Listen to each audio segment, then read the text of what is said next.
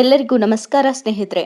ದೇಶದಲ್ಲಿ ಮೂರನೇ ಬಾರಿಗೆ ದೇಶದ ಪ್ರಧಾನಮಂತ್ರಿ ಗದ್ದುಗೆ ಏರಿದ ದೇಶದ ಪ್ರಧಾನಿಯಾಗಿ ಶ್ರೀಯುತ ನರೇಂದ್ರ ಮೋದಿ ಅವರು ದೇಶದ ಎಲ್ಲ ಜನತೆಗೆ ಇದೇ ತಿಂಗಳು ಜುಲೈ 23ರಂದು ಮಂಡಿಸುತ್ತಿರುವ ಬಜೆಟ್ನಲ್ಲಿ ರೈತರಿಗೆ ಮತ್ತು ಮಹಿಳೆಯರಿಗೆ ಹಾಗೂ ಇ ಶ್ರಮ್ ಕಾರ್ಡ್ ಇದ್ದವರಿಗೆ ಹಾಗೂ ವಿದ್ಯಾರ್ಥಿಗಳಿಗೆ ಮತ್ತು ನಿರುದ್ಯೋಗಿ ಯುವಕ ಯುವತಿಯರಿಗೆ ಭರ್ಜರಿ ಬಂಪರ್ ಗಿಫ್ಟ್ಗಳನ್ನು ನೀಡಲಾಗುತ್ತಿದೆ.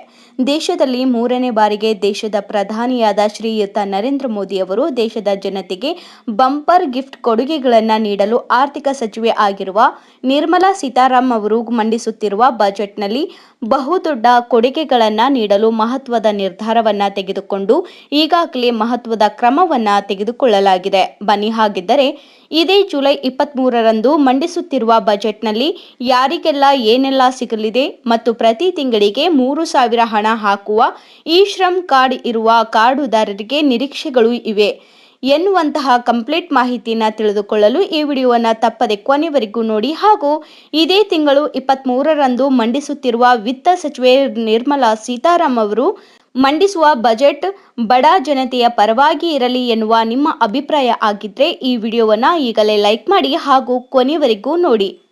ದೇಶದ ಜನ ಕುತೂಹಲದಿಂದ ಕಾಯುತ್ತಿರುವ ಕೇಂದ್ರ ಬಜೆಟ್ಗೆ ದಿನಾಂಕ ನಿಗದಿಯಾಗಿದೆ. ಜುಲೈ 22ರಿಂದ ಆಗಸ್ಟ್ 12ರವರೆಗೆ ಬಜೆಟ್ ಅಧಿವೇಶನ ನಡೆಯಲಿದ್ದು, ಜುಲೈ 23ರಂದು ನಿರ್ಮಲಾ ಸೀತಾರಾಮನ್ ಅವರು ದಾಖಲೆಯ 7ನೇ ಬಾರಿಗೆ ಬಜೆಟ್ ಮಂಡಿಸಲಿದ್ದಾರೆ. ಬಜೆಟ್ನಲ್ಲಿ ತೆರಿಗೆ ವಿನಾಯಿತಿ, ಬಡ ಮಧ್ಯಮ ವರ್ಗದವರಿಗೆ ಹಲವು ರೀತಿಯಲ್ಲಿ ಅನುಕೂಲವಾಗುವ ಯೋಜನೆಗಳ ಘೋಷಣೆ ಕುರಿತು ನಿರೀಕ್ಷೆ ಹೆಚ್ಚಾಗಿದೆ. ಕೇಂದ್ರ ಸಚಿವ ಕಿರಣ್ ರಿಜಿಜು ಅವರು ಬಜೆಟ್ ಅಧಿವೇಶನದ ಕುರಿತು ಮಾಹಿತಿ ನೀಡಿದ್ದಾರೆ. ಜುಲೈ 22ರಿಂದ ಆಗಸ್ಟ್ 12ರವರೆಗೆ ಬಜೆಟ್ ಅಧಿವೇಶನ ನಡೆಯಲಿದೆ. ಜುಲೈ 23ರಂದು ಬಜೆಟ್ ಮಂಡಿಸಲಾಗುತ್ತದೆ ಎಂಬುದಾಗಿ ಎಕ್ಸ್ ಸಾಮಾಜಿಕ ಜಾಲತಾಣದಲ್ಲಿ ಪೋಸ್ಟ್ ಮಾಡಿದ್ದಾರೆ. ಇದು ಎನ್ಡಿಎ ಸರ್ಕಾರದ 3ನೇ ಅವಧಿಯ ಮೊದಲ ಮುಂಗಡ ಪತ್ರವಾಗಿದೆ. ನಿರೀಕ್ಷೆ ಏನೆಲ್ಲ ಇವೆ ಅಂದರೆ, ಬಜೆಟ್ನಲ್ಲಿ ಕೇಂದ್ರ ಸರ್ಕಾರವು ಹೊಸ ತೆರಿಗೆ ಸ್ಲ್ಯಾಬ್ ಘೋಷಣೆ ಮಾಡುತ್ತದೆ.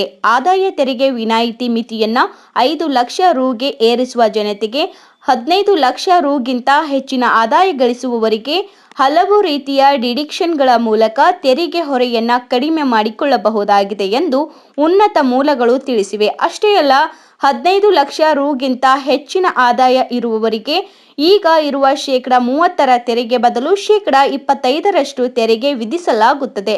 ಇದು ಕೂಡ ಹೊಸ ಸ್ಲ್ಯಾಬ್ನಲ್ಲಿ ಇರಲಿದೆ ಎಂದು ಹೇಳಲಾಗುತ್ತಿದೆ. ಹೊಸ ತೆರಿಗೆಯ ಸ್ಲ್ಯಾಬ್ ಹೀಗಿದೆ. ಆದಾಯ ವಿಧಿಸುವ ತೆರಿಗೆ 3 ಲಕ್ಷ ರುಗೆ ತೆರಿಗೆ ಇರಲ್ಲ. 3ರಿಂದ 6 ಲಕ್ಷ ರೂಪಾಯಿಗೆ ತೆರಿಗೆ ಶೇಕಡಾ 5ರಷ್ಟು. 6ರಿಂದ 9 ಲಕ್ಷ ರುಗೆ ಶೇಕಡಾ 10. 9ರಿಂದ 12 ಲಕ್ಷ ರುಗೆ ಶೇಕಡಾ 15. 12ರಿಂದ 15 ಲಕ್ಷ ರುಗೆ ಶೇಕಡಾ 20.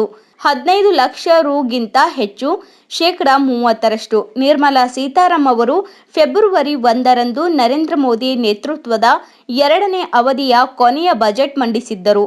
ಇದು ಮಧ್ಯಂತರ ಬಜೆಟ್ ಆದ ಕಾರಣ ಮಹತ್ವದ ಘೋಷಣೆಗಳನ್ನು ಮಾಡಿರಲಿಲ್ಲ.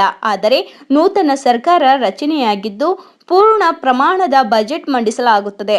ಉದ್ಯೋಗ ಸೃಷ್ಟಿ, ಬಡವರು ಹಾಗೂ ಮಧ್ಯಮ ವರ್ಗದವರಿಗೆ ಕೊಡುಗೆ, ತೆರಿಗೆ ಹೊರೆ ಇಳಿಸುವುದು ಸೇರಿ ಹಲವು ಅಂಶಗಳು 3ನೇ ಅವಧಿಯ ಸರ್ಕಾರದ ಮೊದಲ ಬಜೆಟ್ನ ಪ್ರಮುಖ ಅಂಶಗಳಾಗಿವೆ ಎಂದು ತಿಳಿದು ಬಂದಿದೆ. ಹೊಸ ದಾಖಲೆಯನ್ನ ಬರೆಯಲಿದ್ದಾರೆ ನಿರ್ಮಲಾ ಸೀತಾರಾಮನ್ ಅವರು. ಹೌದು, ನಿರ್ಮಲಾ ಸೀತಾರಾಮನ್ ಅವರು ಇದೇ ತಿಂಗಳು ಪೂರ್ಣ ಪ್ರಮಾಣದ ಬಜೆಟ್ ಮಂಡಿಸಿದರೆ ಹೊಸ ದಾಖಲೆ ಬರೆಯಲಿದ್ದಾರೆ. ಇದುವರೆಗೆ ನಿರ್ಮಲಾ ಸೀತಾರಾಮನ್ ಅವರು ಹಣಕಾಸು ಸಚಿವೆಯಾಗಿ 5 ಪೂರ್ಣ ಪ್ರಮಾಣದ ಹಾಗೂ 1 ಮಧ್ಯಂತರ ಬಜೆಟ್ ಮಂಡಿಸಿದ್ದಾರೆ.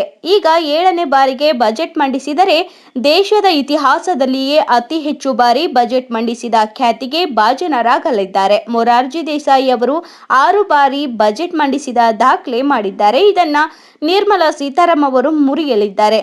ಮಾಹಿತಿ ಇಷ್ಟವೆನಿಸಿದ್ರೆ ಲೈಕ್ ಮಾಡಿ, ಶೇರ್ ಮಾಡಿ. ಧನ್ಯವಾದಗಳು.